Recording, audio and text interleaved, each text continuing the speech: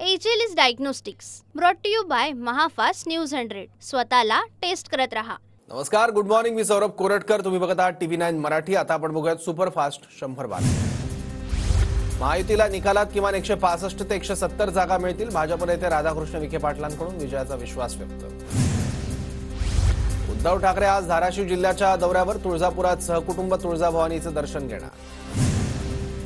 मनसे नेते अमित ठाकरे आज पुणे दौऱ्यावर. सकाळी 11:30 वाजता दगडूशेठ गणपतीची आरती करणार.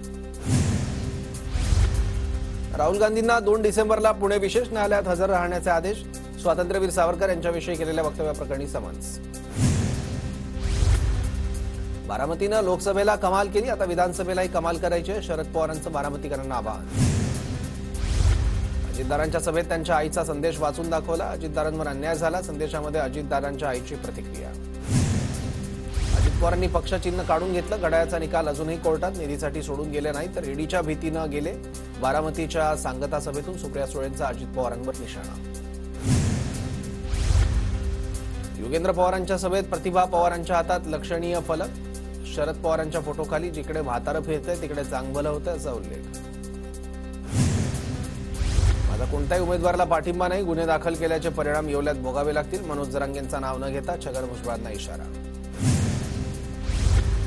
स्वयंघोषित महाराज कालीचरण करून मराठा मोर्चाची खिल्ली. थडग्यावर चादर चढवणारा त्यांचा नेता हा हिंदुत्व तोडणारा राक्षस. नाव न घेता मनोज जरांगेंचा राक्षसचा उल्लेख. जरांगे पाटलांच्या नावाखाली भोकरमध्ये बैठका. अंतर्बाली सराटीतून आलो असल्याची बतावणी. व्हिडिओ सोशल मीडियावर व्हायरल.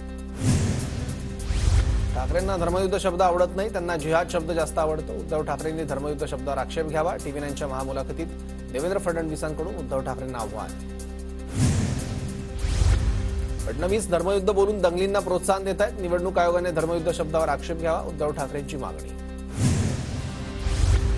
कटेंगे तो कटेंगे, एक है तो सेफ है म्हटल्यानंतर विरोधकांना मिरची का लागते? फडणवीसांचा विरोधकांना सवाल. अदानींसाठी मोदींचा एक है तो सेफ आहेचा नारा. राहुल गांधींचा पत्रकार परिषदेत हल्लाबोल. अदानींची खरी उन्नती 2014च्या अगोदर. अदानींचा सर्वात जास्त विकास काँग्रेस सरकारच्या काळातच झाला. अदानी आणि रॉबर्ट वाड्रा यांचे फोटो दाखवत विनोद तावडेंचा राहुल गांधींचं काँग्रेसवर निशाणा. राष्ट्रवादी आणि भाजपचं सरकार स्थापन करू असं पवार म्हणाले. पवारांनीच राष्ट्रपती राजवट लावली. सरकार स्थापनेसाठी राज्यपालांकडून पवारांना आलेल्या पत्राचं उत्तर वर्षावर ड्राफ्ट झालं. TV9च्या मुलाखतीत फडणवीसांचं वक्तव्य.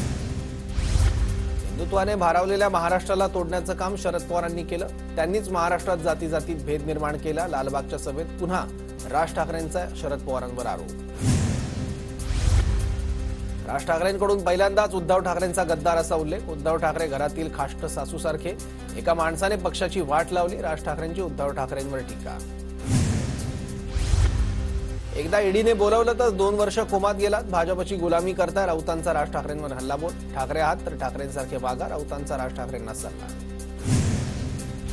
शिंदे गटाचे पुणे जिल्हाध्यक्ष शरद सोनवणेंची पक्षातून हकालपट्टी. पक्षविरोधी काम केल्यानं सोनवणेंची हकालपट्टी. मुख्यमंत्री शिंदेंच्या आदेशावरून कारवाई. काँग्रेस प्रदेशाध्यक्ष नाना पटोलेंना भंडाऱ्यात धक्का. डॉक्टर सेलचे जिल्हाध्यक्ष डॉक्टर निंबारते महायुती उमेदवाराच्या प्रचार सभा मंचावर.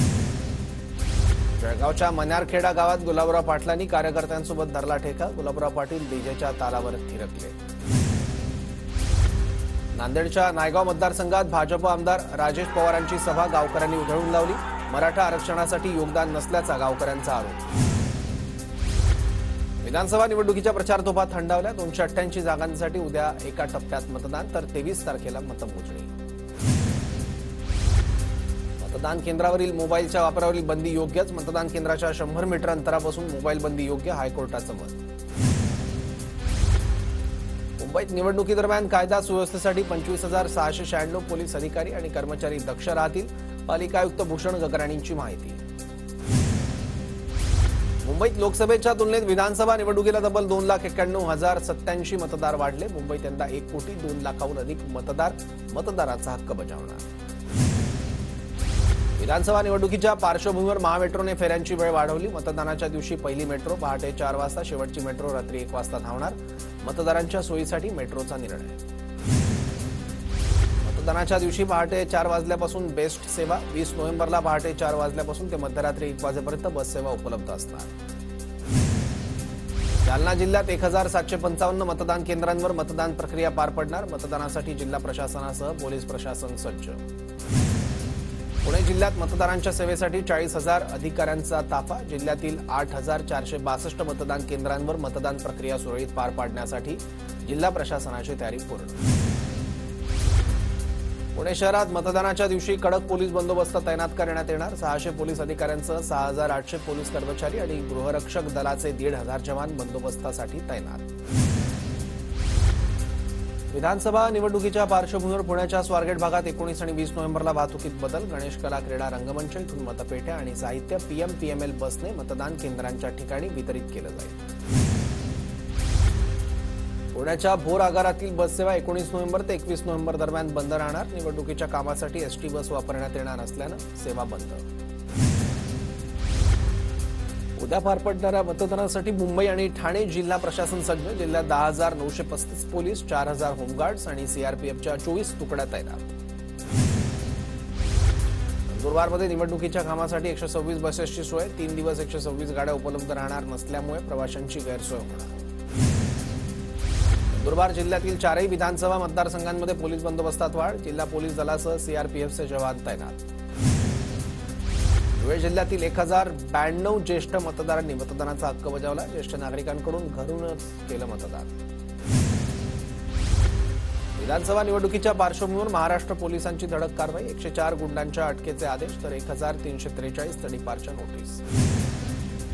मुंबईतून रोकड जप्त करण्याचं सत्र सुरू. ऑगस्ट क्रांती एक्सप्रेसमधून असामा अन्सारी नावाच्या व्यक्तीकडून 42 लाखांची रोकड जप्त. निवडणूक आयोग आणि आयकर विभागाकडून चौकशी सुरू. आचारसंहितेच्या काळात मुंबई शहरासह उपनगरातून तब्बल 341 कोटी रुपयांचा मुद्देमाल जप्त. महापालिका आयुक्त भूषण गगराणी यांची माहिती. जिल्ह्यात आचारसंहितेच्या काळात 9 कोटींच्या रोकडसह 19 कोटी 50 लाखांची मालमत्ता जप्त. निवडणूक अधिकारी नितीन गावंडेंची माहिती. विधानसभा निवडणुकीसाठी पालघर जिल्हा प्रशासन सज्ज. 12,500 निवडणूक अधिकाऱ्यांसह 4,000 पोलीस, 2,000 होमगार्ड आणि सीआरपीएफच्या 8 तुकड्या तैनात. पालघर जिल्ह्यात मतदानाची टक्केवारी वाढावी यासाठी जनजागृती. विद्यार्थ्यांकडून मानवी साखळी करत आय विथ बोटचा संदेश.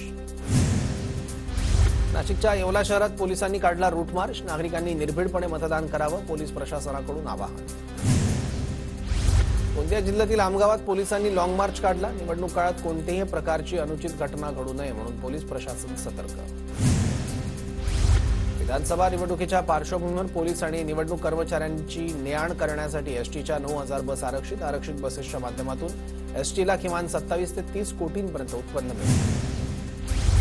पुण्यातील मतदान केंद्राजवळच वाहनतळाची सुविधा. जिल्हाधिकारी डॉक्टर सुहास दिवसे यांची माहिती.